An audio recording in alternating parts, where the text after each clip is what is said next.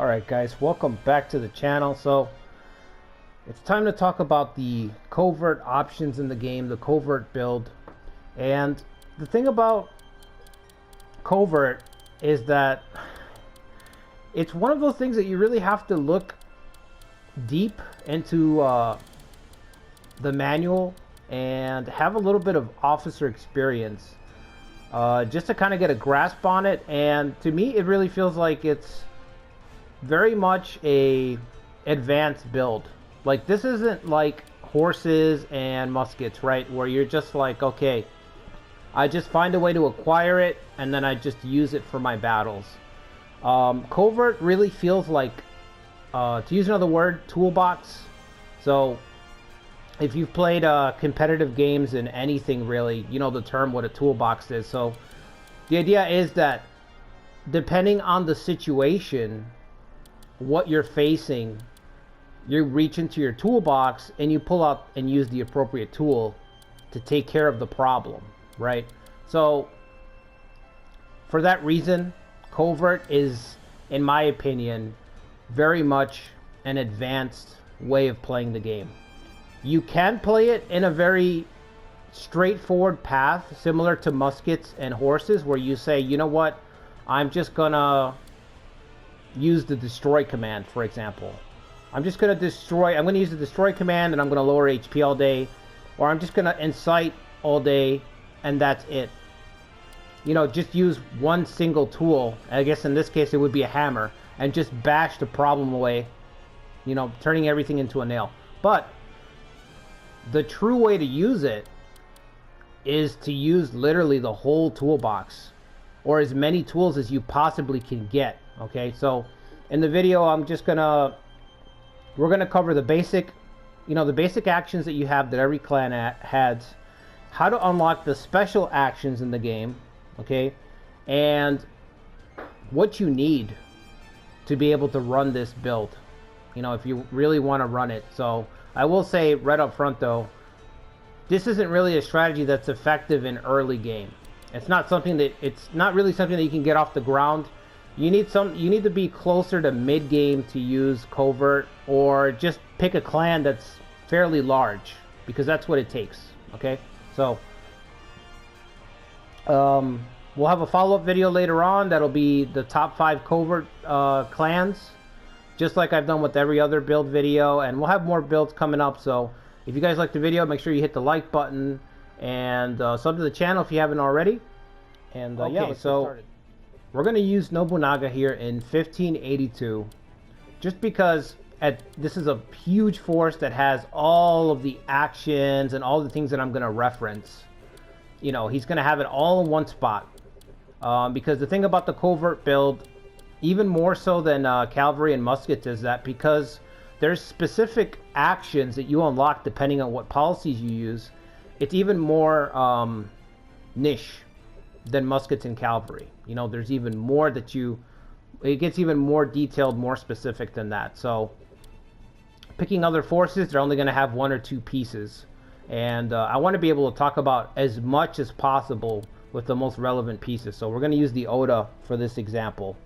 So the first thing I want to cover, right, is that unlike muskets and cavalry, and even to some extent the swarm, covert is really just tied into officers in this game. Okay, so what I mean by that is that there are no basic policies in the game that a clan can get to help you with covert actions or to unlock covert actions. There are no policies to help you. So, muskets, for example. Okay, let me show you guys the policies. So I have these three blue policies right here. These are all unlocked for the video, right? But outside of that, there are no basic policies that you have in the game. So these are all the basic ones. There's nothing here that is going to boost covert like muskets do with gunnery instruction, equestrian instruction. Okay, there's nothing that'll help you get covert off the ground. You don't just load up and get a basic policy as your force to start getting covert going, right? There are no landmarks in the game, right? If we go to change view, go to landmarks, none of these landmarks help with Covert. There's no way to boost it. Again, like there is with the horse ranches or the forest town. There's no equivalent to that in the game. You know, in past games there used to be ninja camps that maybe they should have had as a landmark in this game, but they don't, at least not yet. There are no landmarks as well. Speaking of like specifically the unique landmarks in the game, there is no unique landmark that boosts covert actions. You know, unfortunately there's no like master ninja school or something that could have boosted it. Oh, that would have been cool. And also there are no buildings that you can build in this game. Unlike past editions of Nobunaga's Ambition, there's nothing that you can build. Again, you can't build a ninja camp, nothing like that. There's no way to unlock a special building. There should be, who knows, maybe if we get another power-up kit for the game, they'll add it, right? Everything is tied into the officers. Okay, so the reason I'm mentioning all that is because everything is tied into your officers when it comes to boosting, okay, the covert build. So what do I mean by the boosting covert abilities? Well, these 5 abilities and then the ones that you get later. So to just cover these real quickly, because maybe you haven't used these too often, maybe you use them once in a while, but it's just like, you know, you just kind of throw it away. So Rumor lowers officer loyalty, very straightforward. Now, one thing that's not too straightforward is that Rumor can be very good to use when you're about to fight a battle against a specific officer, because they'll break sooner. So officers that have lower loyalty will break sooner in battle. So if you're going against a castle lord and you know that that castle lord has a huge amount of soldiers, but his loyalty is already low, hitting him with Rumor could really lower it to the point where when you go to fight that battle, that guy might break much sooner than you think. You know, I've seen officers break with 3,000, 4,000 soldiers left because their loyalty was low. So that's something to keep in mind with Rumor. You know, but on its face value, lowers loyalty, sets up the next command, which is Extract. Extract, again, get an officer to switch sides. Now, it's worth noting that if they're a lord, if you extract a lord, then there is a chance that that lord will offer to switch, you know, to betray the castle as well. So he'll give you the castle. Now, it's a chance. Just because he's a lord and you extract him successfully doesn't mean that he's going to give you the castle every time. It's literally like a coin flip. So not going to happen every time, but it will happen. You know, I have had it happen to me a couple times. So those 3 are pretty straightforward and they tie into each other. Now the next 3, Incite. Incite, you know, starts a rebellion in the counties within the castle, stops the income, okay. The thing about Incite that really hurts is that the force has to leave their castle to attack, you know, not to attack, but to regain their counties, to press the rebellion that's occurring, right? Either they do that or they stay within. If they stay within, those counties will flip if you march to them. So this can speed up and advance towards your force. So again, there's a lot of different ways to use Incite. You can use it to slowly bleed out a force because the guy's got to keep marching out and spending supplies to put down his own provinces, his own counties that are no longer providing him with income. So the effect compounds, right? Now you have to march out, spend supplies that you're not getting back because you have to put down the spaces. If you don't deal with the rebellion, it can keep spreading. It's you know, it can be useful for that, for harassment, and it can be useful to draw out a force that's sieged up. If a castle is sieged up and they're not marching out, hey, start a rebellion, get him to come out of his castle, and then catch him while he's deployed trying to put down his rebellion. Or just pave the way with the rebellions. Remember, counties will flip immediately. I've had this happen to me a million times. Like, my Ouchi one-shot, I did an Ouchi one-shot on the channel, and just watch that. If you go to like the middle of the video, you'll see the Mori clan constantly causing my counties to rebel, and they immediately flip over to their side when they go to invade. So it's really great offensive tool, really good harassment tool. It has a lot of applications, just like a lot of these actions. So that's why I say, I'm going to keep saying Covert is basically toolbox. It's just, there's so many different applications. It's very, in my opinion, it's very high skill. Everything else is just, hey, Load up on cavalry, run them over. Load up on muskets, run them over. This is like, everything is in the details. Context is king with Covert. Like, what is the context of the situation? What tool does that nail specifically need? What specific hammer do you need, you know? Okay, so destroy, pretty straightforward, lowers HP and lowers some of the soldier counts. Not as much. It's more focused on HP damage. I should say also, all of these are reliant on intelligence. So intelligence is king if you're going to run Covert. That's what you're looking for in an officer. That's one of the main things. Raise, lowers supplies, deals some damage to the soldiers. So this is destroys HP focused. So if you're going to focus on blockading or storming, and then raise if you're going to try to force a battle and you want to lower the troops, or you just want them to stay in. If you want to neutralize a castle, target the supplies, that's what raise is for. So any clan can run this. Okay? Any clan can run these 5. But what you want to do with Covert is you want to lean into it. Okay? So again, how do we lean into it? I already covered landmarks don't do anything. There's no landmarks. There's no buildings that you can build, unlike the other ones. You know, even Swarm, at least, hey, Swarm, training grounds, right? Onsen.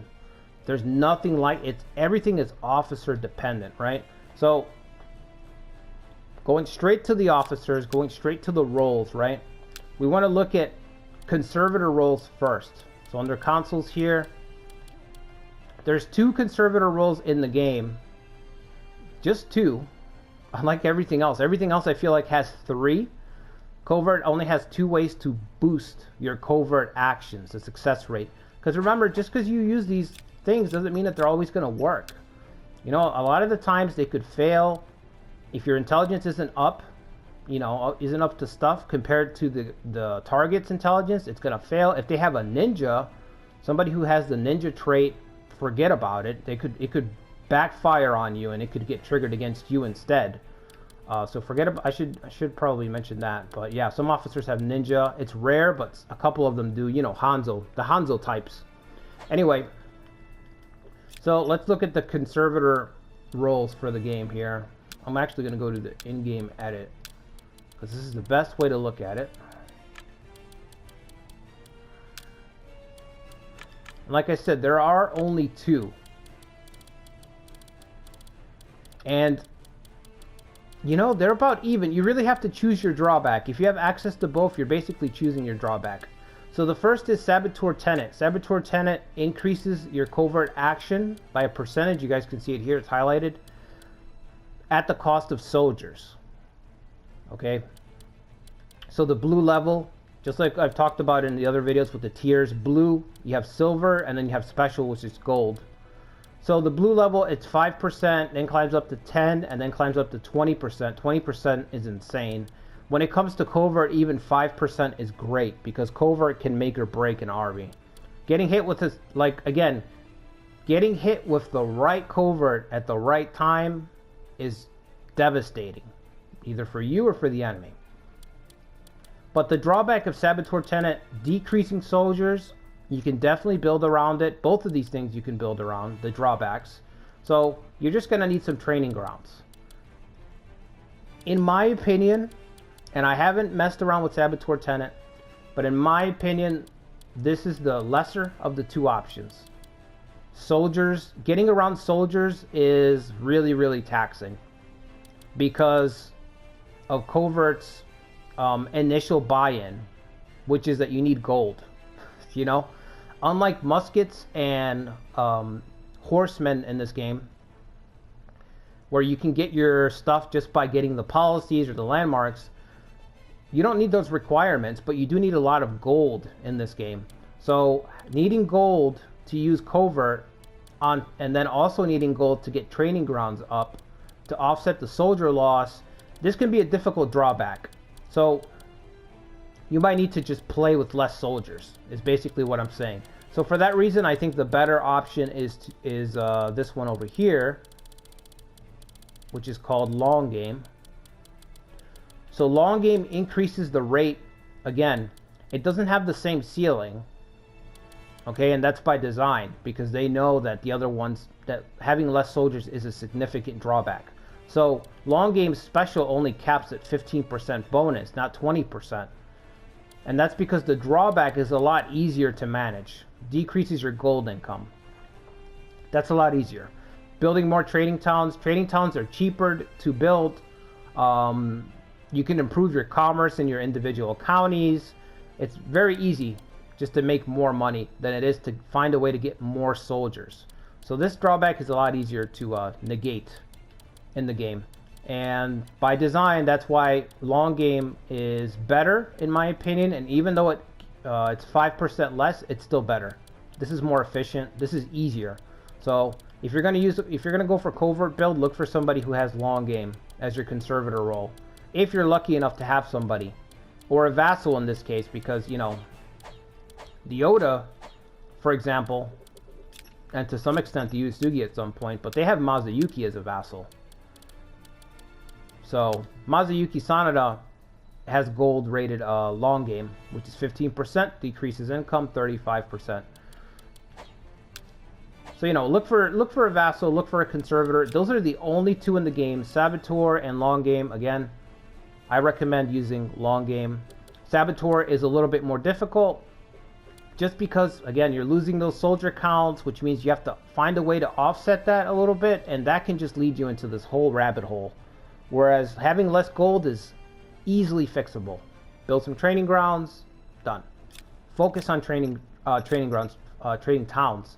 Focus on training towns a little bit longer, and that's it. Okay, so outside of that, let's talk about the special actions that you can get. And again, the Oda Force comes in handy for me here because they have all three. So there's 3 codes. I think there might be 2 more, but these are the main 3 for covert build that you want to have access to. Just having access to one of these is enough, in my opinion, to just lean into covert full on. Okay, if you have access to one of these, it's rare. It's extremely rare that you're going to have a force. I mean, look what it's taking right now. This is Oda 1582. It's extremely rare that you're going to have a force that has access to all 3. Most of the time, you're going to have access to one of these if you're running covert. So don't feel like, oh, I can't run covert because I only have access to one of these codes, and I need all 3. No, you don't need all 3. You just need one. They're all strong enough to run your whole ninja build around, okay? Let's start with the strongest one. The strongest special covert action is Code of the Ninja. Okay, that's number 1. Code of the Ninja is the only one out of these 3. We have them unlocked here so we can look at them. It's the only one out of these 3 that gives you a passive increase to your success rate for all covert actions, plus 5%. So this is right there, plus 5%. So I just covered right here the 2 conservator roles, right? These come with drawbacks, both of them. And the increase starts at 5% and goes all the way to 15 and 20%. But they have drawbacks, and they're conservator slots. Ninja Code gives you 5% the very first tier with no drawback. You know, just a regular upkeep, 300 gold. You know, regular policy. It's the only way to passively increase covert action success rate, to get that bonus flat, without having a conservator role in this game. It's just, I mean, outside of traits, of course, there's a trait that'll help, but this is the only way to get that wide for your whole clan, 5%. Outside of that, Supply Raid is probably the strongest covert action in the game. So what Supply Raid does is it reduces the supply of soldiers. You've probably had this happen to you whenever you go to march against a force. If you send a force that, I think it's at least 4 units big, the enemy can trigger Supply Raid. Or vice versa. If you're attacked by a force that's at least 4 units large, you can trigger Supply Raid against them. And it does exactly that. It cripples supplies. I mean, it absolutely cripples them to where they run out of supplies and they can no longer keep marching. It also does damage to the soldiers as well. But the main thing is that it just cripples supply lines. So it essentially sends the force back home. This is so strong that when you're playing, you have to watch out for this being used against you. A lot of people have said on the channel that they don't even use the what's it called? I'm blanking on it. Oh, the castle roll target. They don't even use the target to get the bonus from marching, from focusing a force, because they're afraid of ninja code being triggered against them and just crippling their march. So that's how strong it is. I mean, imagine you're saving up, you build up your force, you go to march, and then your force gets crippled by supplies, and now it has to go home. Not only does it have to go home, now you have to wait for your supplies to come back. So you're stuck. You're just idle. So might be the strongest covert action in the game for that reason. It's just insanely strong. Not only does ninja code give you that, but again, plus 5%. It literally has two of the best effects in the same policy. So, and of course, getting it to level 2 is where you want to be, plus 10%. Like I always say in pretty much every video, tier 3 for any policy is usually useless outside of the basic reforms, because it becomes so expensive that by the time you can afford it, you don't need it. You've already snowballed. So it's not different here. 5,000 is way too much. It's a win more effect at that point, meaning that you don't need it anymore. But tier 2 is incredible. So that's ninja code. Unfortunately, ninja code is very rare. All of these are, like, if you just want to focus one of them, it's very rare. You know, you have 10 to 15 officers per map that have access to one of these 3 most of the time. And that's 10 to 15 if you're lucky, okay? Ninja code specifically, I'll say that I feel like mostly tribe units have it. Most of the tribe units have a lot of ninjas in the game. A lot of the ninjas have been relegated, I should say. They used to be officers. They've been relegated to tribes. So usually getting access to this one feels especially rare. These other 2 are a little bit more common than ninja code. So, and maybe it should be rare because it's again, it's S tier. So, okay, so let's talk about the other 2. 8 formations gives you access to the misinformation gambit. Also gives your piercing units attack plus 3. That's all pierces. Okay, so if you already have tactics, you deal plus 5. Now you're dealing plus 8 because of that. And also road blocking units, attack, defense plus 2. That's kind of a, I don't know, they just kind of threw that in there for some reason. I mean, it's alright. But the piercing bonus is great, plus 3, because it stacks with another unit that already has tactics, so that's plus 5. Misinformation gambit. So misinformation, what that does is basically, it's area of effect agitation. So whenever you win an authority battle, the other units get agitated, or whenever a unit gets destroyed, it's agitated, which means that they can't march, right? And it's usually for 90 days. So misinformation gambit gives you that. It lets you target a castle, usually a couple of castles, and you could potentially freeze them with agitation, just lock them in. This ability is great. I mean, obviously, whenever you're going against, in any situation, but specifically when you're going against a large force. Because you can just, you know, use this gambit and say, okay, these 3 or 4 castles don't get to participate in the next battle. It gives you an authority trigger, a small authority trigger, just as an action. So, very strong. You don't have to fight the battle. Sometimes you can't fight the battle. So that's why this thing is so strong, you know. Agitation is, again, it's crazy. The reason it's not as strong, obviously, as supply rate is because supply rate freezes the unit and then forces them to wait to get their supplies back up. So arguably, this is a little bit better, you know, if you're comparing the tactic to tactic, but misinformation is right behind it, in my opinion. So yeah, that's 8 formations. I think it's, I mean, pretty straightforward. I think it's the second useful one. They might be tied with each other, this and the next one. So, Aristocratic Honor lets you do tutorial suppression. The +1 for each prestige, in my opinion, is alright. Like, it's just okay. I think you need to get it to level 2, so you can increase that max. At level 1, you cap at +3, which is kind of meh. You know, I think the game is trying to account for the fact that your prestige should already be higher than your neighbor. So that's why the designers are like, we're only going to give you +3. Because you might already be dwarfing the guy that you're fighting. But that's not always the case. You know, that's just... Usually it's just not the case usually. So you're not really seeing the gains on that. It's really good made the game. Like I said, all of Covert really comes online when you're entering the mid game. When you're 4 to 5 castles in, you know. But outside of that, it gives you territorial suppression, right? Now, territorial suppression can be absolutely devastating. So, territorial suppression feels like the missing link. It feels like the missing link to the Covert basic actions. So, destroy target's HP and raise target's supplies. Territorial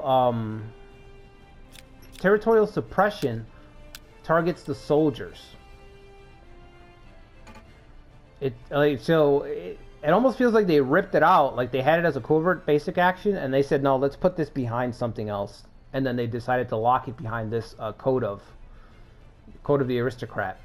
So that's what this does. This targets, and it can target a couple of castles, just like misinformation can. Same thing here. All of them can, really, if you think about it. It's just that ninja code, the army has to be in the field, and it's reactionary. You know, you're reacting to being invaded.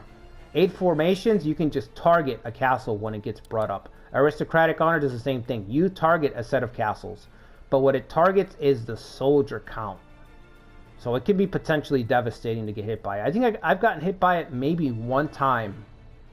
I think only one time I've gotten hit by it, and it was devastating. So, of course, you can imagine you have 3 castles, and they all get reduced to 10% of their soldier count. It's brutal. The only reason I say that for me it's behind 8 formations is because I feel like it hits less often. Like in the playtesting that I did, I feel like it hits way less than usual. And I think the reason why that is because 8 formations and ninja code, thematically, the way that Koei tied them, ninja code is usually tied to ninja themed officers. And 8 formations is tied to strategists, code of the strategist, okay? Aristocratic honor is tied to aristocrats, and aristocrats don't necessarily have high intelligence. So, I don't know if that was intentional or not by Koei, but because of their focus on tying it to the theme, most of the time, aristocratic honor is going to be unlocked by a retainer that has a low intelligence. So it's difficult to trigger. I think that's the reason why I wasn't successful in it. That's what it feels like. Again, ninjas usually have very high intelligence, and strategists usually have decent intelligence. You know, decent to very high. But aristocrats are just nobles. So usually, from what I remember, I had officers making recommendations that had like 50 intelligence, 60 intelligence. So I think that's what makes it dodgy. But it's fine. It's very hit or miss. It's probably the most gambler-like suggestion of all 3 of these. But when it does hit, it's devastating because you're not, unlike the other 2, and that's why I say that they gated them off, because unlike Destroy and Raise, you're not targeting HP and you're not targeting supplies. You're literally just targeting the soldier count. So, and it's devastating when it goes off. Like I said, the few times that I got it to work, when it worked, it didn't matter that the guy using it had low intelligence. The effect was still devastating. You know, the low intelligence really mattered on if it works. But if it does, once it does go off, the effect itself is always very strong. So, territorial suppression, like I said, it's kind of tied with 8 formations. If you don't mind the gambling element of it, it could frustrate you, but you could offset that. You know, if you're lucky enough to have ninja code as well, that'll increase the chances. If you have a conservator, you can increase all your covert actions. And speaking on that, because we've talked about, that covers the overseer way. So we've covered overseer, we've covered conservator. Now the last way to increase your covert action success rate is traits. So let's find an officer here who has devious. So devious, okay. Let's find a way where I can actually look at it instead. So devious is the one trait that you want to be on the lookout for, because it just gives you a flat bonus to increasing plot's another one. Let's see if one of these plot guys actually has both. Oh, okay, the ninja, perfect. This guy's the perfect example. I think he has all three. Okay, so Sandayu Momochi, if you're lucky enough to get Sandayu Momochi on your force, okay, he is a ninja that's usually based like down by the Rokaku force. So these are the three traits that help you. Okay, the main one is devious, because it just increases the success rate of covert actions. It's a flat bonus. I don't know how big the bonus is. I'm assuming that it's intelligence dependent, so it just depends on the acting officer's intelligence. That's the main one that you want. Outside of that, you may want to have plot. The thing about plot is it's very common, but the only thing that I've seen from plot is that it allows you to do the bond breaker ploy, which, if you haven't seen bond breaker, what that does is it lets you sever diplomatic ties between two forces. So again, really powerful effect, but context is everything. Everything is a tool, and the success of the covert build depends on the pilot. It depends on the player running it. How skilled are you at knowing when the right time is to apply these tools? So I would say if you're a better pilot, meaning if you're better at using a strategy than building it, then pick a force that's already established when you want to try your covert, you know? And if you're a better craftsman, you know, if you can do both, well, it doesn't matter to you, but if you're a better craftsman, then pick a force that's already kind of ready. They already have the officers in place to try to build it and put it together, because then you can shape it. You can tailor it to how you want it to be. But, you know, for more on the specific forces, just keep an eye on the channel for the top 5 covert factions. I'll have that later on. Anyway, back to plot.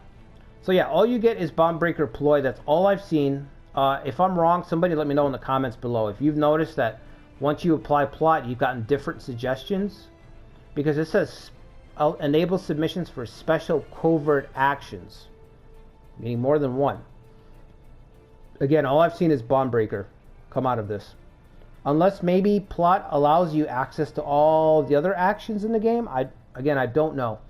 Flattery allows you to make a clan submit. So usually, instead of turning them into a vassal, you can fully absorb them. That's what flattery does. So it's probably the least useful one. Plot is second most useful, and the one that you always want if you're going to build covert is devious. You know, think about it.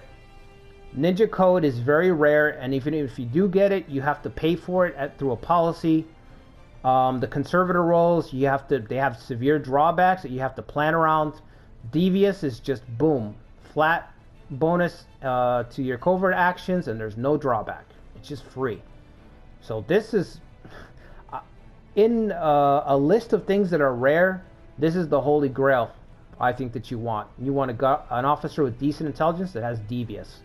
This is the number one thing that you need to start building up from. So, and you know, if you're lucky enough to get somebody like this, you're set. You know, if you're playing Ieyasu, you can just have Hanzo.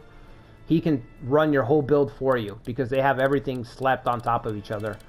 And while this is really cool to see, you know, it's usually all this stuff is scattered throughout your force, so you really do have to work at building your covert and getting it off the ground.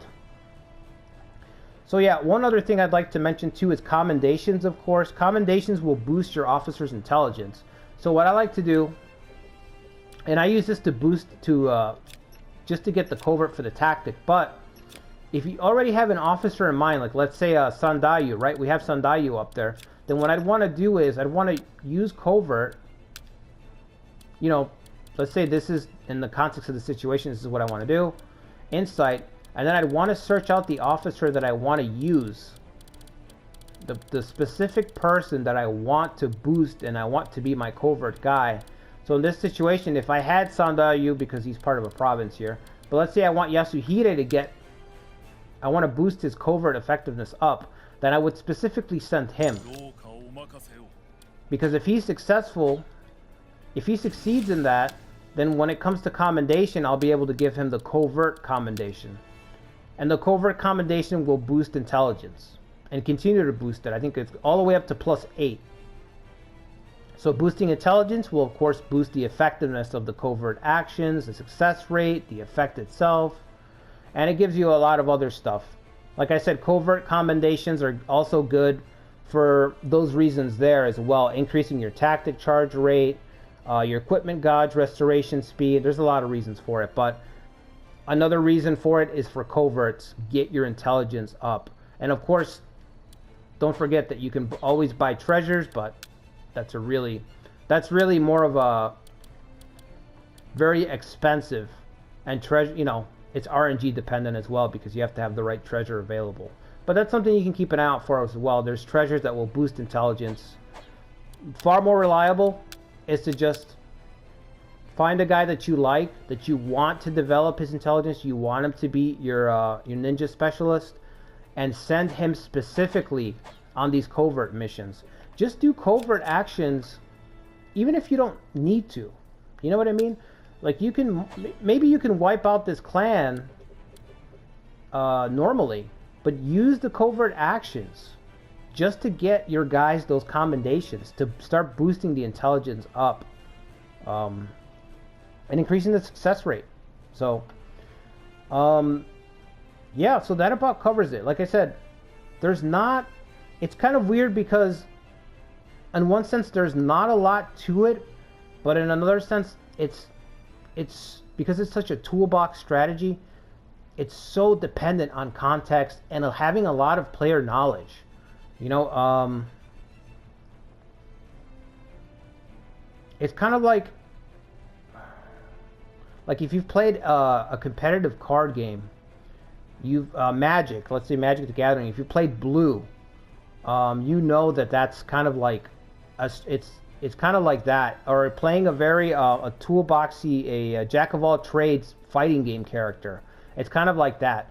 Like you have tools that are very, again, they're super useful, but they're very dependent on the information, like what the situation is and what information you've gathered as the player. So that's what I mean, that you need it takes a lot of skill to run this build very, very effectively. And I haven't used it at all because, I mean, I don't think that I'm that skilled yet. You know what I mean? Like, I'm not at that level where I feel like, oh yeah, I can just glance at the map and know exactly what's going on and what I need to do. And I know exactly what my internal threats are and my external threats. And you know what I mean? I'm just not at that level. This is one of those builds that the type of people that can run it well are, you know, it's everyone else is in awe of when they do it. You know, most people will just pick one thing. Like me personally, I will pick one thing and just, you know, hammer meets nail. That's what I'll do over it. So I'll just sit there and in the future, exploring, one of the great things about exploring this is that now I'm kind of excited to try this. So in the future, you will see me try a clan for the purposes of using this build. I will try to showcase it, but I'm just going to pick one of these things and just hammer meets nail, just unga boonga it over and over and over again, you know? So if I use 8 formations, I'm just going to misinformation. You're not going to see me, I'm not going to have the capability of being like, okay, we're going to incite here, now we're going to destroy there. I'm going to attempt it, but it ain't going to look pretty because you need a player, again, you need somebody who really knows this game's systems inside and out. And you need to be able to work with a big, you know, a big frame of mind. You have to be able to really hold a lot of information. You have to be able to look at castles and say, okay, this guy's the lord here. I know his intelligence is here, so I'm going to target it here for this situation. And, you know, it's just got to be, you have to really know exactly what to do for each spot. And also another thing with Covert, and I should have probably mentioned this on the onset, is that One of the things that it is, of course, is it's very gold dependent. It's really gold dependent. So that's why I say you can't really run this early game. And what I mean by that is like a clan that's just started out 1 to 2 castles. You really need a clan that's starting to grow a little bit. You know, 4, 5 castles. I'm thinking like the Mori clan. When you have 4 castles and they're a vassal to the Ouchi, you need about that. You need about 4 castles because you need a lot of capital to issue all of your schemes. You need a lot of capital if that's how you're going to play it, you know? For most of us, what we're going to do is, what I feel like what most of us are going to end up doing is we're just going to, you know, we're going to occasionally use an incite here, a raise there, and, you know, there's nothing wrong with that. You know, that's how I like to play it. But if you want to boost your covert actions, you know, that's the way to do it. Look for those 2 conservator traits. Honestly, I wouldn't even use conservator traits if you're looking to boost them. If you're leaning into the build, go for conservator. But if you're just looking to get a minor boost, keep an eye out for guys with devious. Focus on gaining commendations to boost intelligence for who you want to use those plots. When you want to execute them, increase the chances. And, you know, keep an eye out for one of these magical 3 code ofs. Code of the Strategist, Code of the Aristocrat, or Code of the Ninja. Odds are you will have at least one person who has one of these 3. If not, you'll definitely have a neighbor who has access to them. So if you want to focus a covert build, look for one of these 3. You know, again, you're not going to have access to all 3. This is extremely rare. Look at the size of the force that it takes. You know, most of the time you're going to have access to 1. If you're very lucky, you'll have access to 2 of them. You know, but yeah, I think that's going to cover it, guys. Like I said, be on the lookout for the top 5 covert clans. I'll do that at some point in the future. And let me know what you guys think in the comments down below. If anybody's run a specific clan around covert, I'd really like to hear from you, definitely. Let me know how it was and what you managed, what you were able to do with it. And yeah, I'll see you guys on the next video. Till then.